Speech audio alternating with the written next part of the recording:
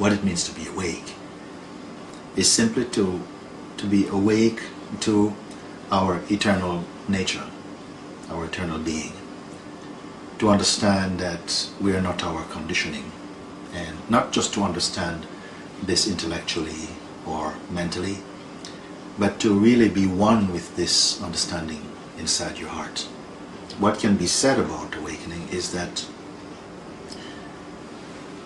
you are not who you have been thinking you are, or who you have been conditioned to believe you are, which is like a certain person, male or female, who has a certain education, has certain parents, believe certain things or have a certain religion, have dreams, have memories, and who have a strong sense of their identity based in memory.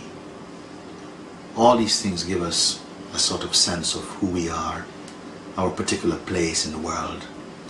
There's something deeper than personality or behind the mind itself, which is not our thinking being. The mind is like our thinking aspect or thinking being.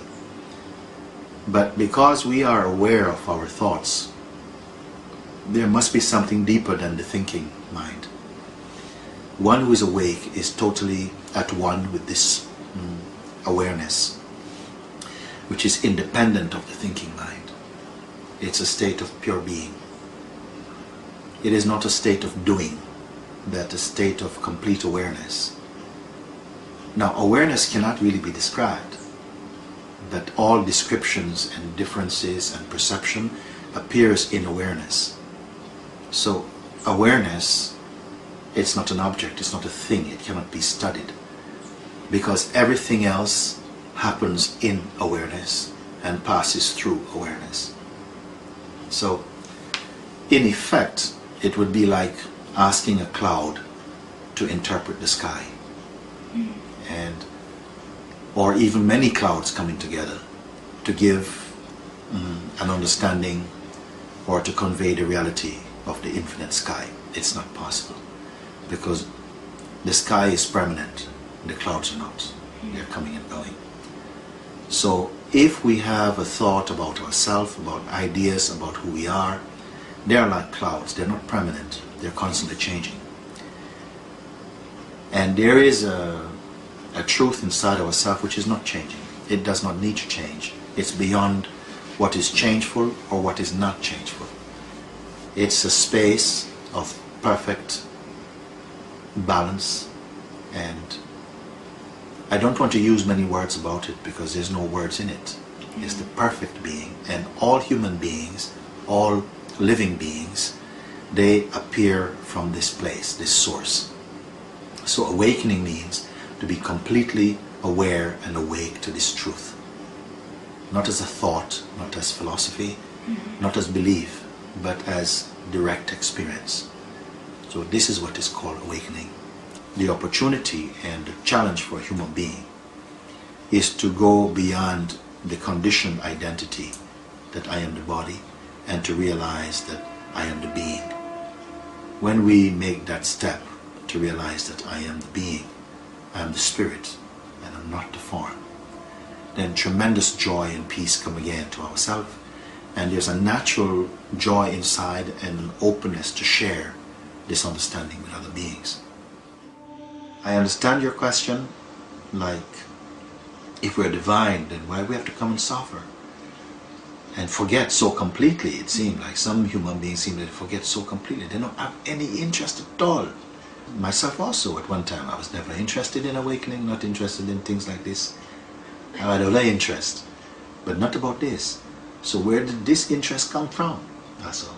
So in the same way that it arose inside my own heart and somehow came to the place where it is now, that there's a peace within me, in my heart, a peace in my mind, that is not a peace about something. It has no reason even. It's just a peace and a joy and a silence and space.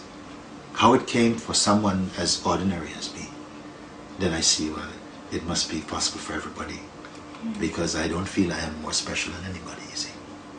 Someone can seem completely uninterested, even dark in their mind, and their life can change. They can come into a full understanding, a complete awakening within themselves, you see. This is the miracle, in fact. It's an organic transformation or U-turn. I can't say what causes it, but it's not that some people are lucky and some people not lucky. The ones who feel the time has come for them to begin to discover, they start to feel differently. They feel attracted, they start to look at spiritual books. They don't want romantic books anymore. They want to find out about Buddha. You know, if you want to give them a book about travel, they don't want this. They really want to find out, what did Buddha say about this thing? What makes you think like this? We don't know. Just this attraction blossoms inside your heart and you start to think differently. In the dream of life, there has to be these opposites, like forgetting and remembering. If you never felt hatred or sadness, you wouldn't know what love or happiness is. You know, we learn through the opposites in a way, you know? Yeah. And so if we were, as you say, all awake and divine, we would know what awakening is. You wouldn't know what divinity is. You wouldn't know anything at all. And in fact, in the original state, we don't know anything at all because there's nothing else to know. You understand this thing? Yes. When you are complete in your natural harmony, you don't know anything at all. What is there to know? What is the reason to know anything? You are in complete joy. You see? When you're happy, you don't want to know anything. You're just happy. You see? When you're sad, you want to know a lot of things. When we are in a state of suffering and pain or something like this, then these questions come, you know, why should we suffer like this? You see? When we are having fun, we don't have this question. We are quite happy to keep on having fun in a way. But when you suffer, you feel pain or loss or deep emotional hurt, then these questions come, you know. Either, you know, what is this life about? Why are we here? This taste for experience is part of the, you may call the divine play, because we love experiencing. We love the contrast. We love also the uncertainty of experience. We love the lows and the highs of experience. We love all of this. It's part of the game and the play, the taste of experiencing. All throughout the history of human beings, different places, different countries, different civilizations have come to the end of their worlds. So there were great kingdoms in the past, and now they're underneath the earth. Some people are finding them. They're in museums now, you see? So that was the end of their civilizations, come like this. But sometimes we look and we say, my God, it's like, it's not just the West, it's like the East also is having trouble. The North is having their trouble, West is having their trouble. It looks like it's a global thing, you know, and we look now at things like climate change, which is going to affect everybody. You cannot say, well, you know, the ice is melting in the Antarctic, but it's okay, we're in India, it's okay. No, because everybody's going to be affected. Everyone is being affected like this. So human beings are not alone responsible for it, you see. So the human being is nothing but another form of consciousness. It is consciousness that's doing all this thing, playing as humanity. It's not humanity playing as consciousness. So ultimately, consciousness is responsible for it. And it goes through waves of great highs and great lows. So some changes are going to come. Some changes will come. And it's hard to say when, how. It's going on. And even now it's going on, you see, like this. What we hope is that through this change, there are going to be many human beings whose consciousness will change, who will have to go deeper and discover a new way of life, a new way to think and to be. It is part of the human dream and story to expect huge change that the human being can make by will, but they don't change by will. Sometimes we change from calamity and from crisis and from pain. Sometimes this is what brings change and growth, you see. All that we can do is to keep on inviting the human consciousness to turn this way because it's turned that way. Yeah. Everything is going out. It wants objects. It wants to do this. Everything of reality is on this side of the eyes. Nobody looks this way. It's like this way is nothing. Like this way is nothing. In a way, it's true. It's nothing. On this side, everything. So for a while, the journey and the attraction for the human consciousness is to go out. And real spiritual discovery is going in. The chance is for us to raise the level of our consciousness. It seems that the consciousness plays like this. But I don't want to create any kind of romantic ideas about it. Don't wait for 2012 or 2014 to change. Your change is now. You have to awaken now. Our real nature is not to start on the earth and finish on the earth. Something begins on the earth and finishes on the earth, but it's not what I am.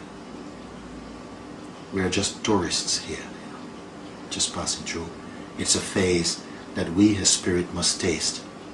This part belongs to us to taste this human story and to not forget ourselves. This is the great challenge, to taste all this diversity and to awaken to it, seeing it as a dream. But you have to experience that, not believe it. Yeah. You have to come to know it for real. And then you can begin to experience and to enjoy this world with the eyes of God. I want to introduce a way, a simple way, that every human being can again begin to feel their true being. And this is possible. I am here also to invite people into this living discovery so that they can experience what they've learned about, that they can experience it directly inside their own self. The human being can begin by finding that simple sense of existence, the feeling I or I am is a great beginning. Just feel that natural sense of existence inside ourselves and stay only with that natural sense of being.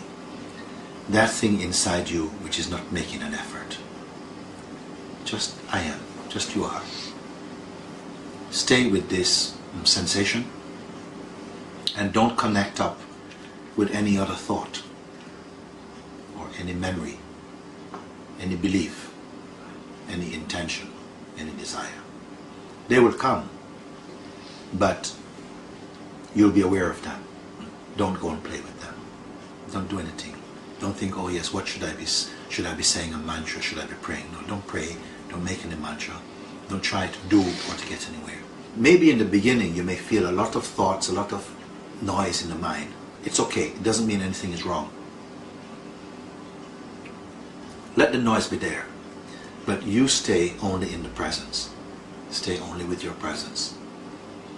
In a short while, that sense of presence will become more strong. And your thoughts and questions, all of these things, will move further away from you. And you'll feel the sense of just presence. You won't be able to describe it, but it will feel like peace and a natural feeling of all rightness, maybe joy even. There'll be space inside you. Stay with it. And after 7-10 minutes, you may open your eyes, take a nice breath, and go about your life. Do this. In the evening, if you can do the same thing again. 7 or 10 minutes you can do. Make a little habit of it. It's not a new religion. It's not a new belief. It's a simple meditation. If everyone in the world, I'm not expecting, I'm not even hoping, but if all the people, or half the people, or a quarter of the people, or even 100th of the people in the world did this, already great beauty